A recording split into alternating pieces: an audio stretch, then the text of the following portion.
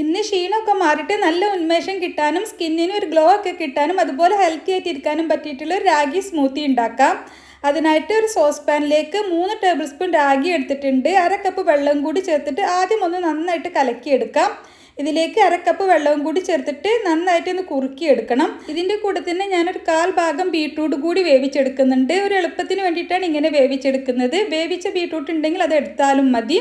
രാഗി നന്നായിട്ടും തിളച്ച് കുറുകി വന്നാൽ നമുക്കിത് തണുക്കാനായിട്ട് മാറ്റി വെക്കാം. ആ സമയം കൊണ്ട് ഒരു ചെറിയ 8 ഈത്തപ്പഴവും 8 ബദാമും നല്ല തിളച്ച വെള്ളത്തിൽ ഒന്ന് കുതിർത്താനായിട്ട് മാറ്റി വെക്കുന്നുണ്ട്. ഇനി നന്നായിട്ട് തണുത്തിട്ടുള്ള രാഗി നമുക്കൊരു മിക്സി ജാറിലേക്ക് ഇട്ട് കൊടുക്കാം. മുഴുവനായിട്ട് മിക്സി ജാറിലേക്ക് ഇട്ട് കൊടുക്കാം. അതിൻ്റെ കൂടെ 2 ചെറിയ പഴമാണ് എടുത്തിട്ടുള്ളത്. നമുക്ക് റോബസ്റ്റ ഉണ്ടെങ്കിൽ ഒരെണ്ണം എടുത്താൽ മതി. ഇതിലേക്ക് കുതിർത്തിയെടുത്തിട്ടുള്ള ഈത്തപ്പഴവും ബദാമും ചേർത്തിട്ടുണ്ട്. പിന്നെ ഒരു 3/4 കപ്പോളം പാല് ചേർത്തിട്ട് നന്നായിട്ട് അടിച്ചെടുത്തിട്ടുണ്ട്. പിന്നെ ബാക്കിയുള്ള 1/4 കപ്പ് പാല് കൂടി ചേർത്തിട്ട് ഒന്നുകൂടി ഒന്ന് ബ്ലെൻഡ് ചെയ്തെടുത്തതിന് ശേഷം നമുക്കത് ഗ്ലാസ്സിലേക്ക് മാറ്റാം.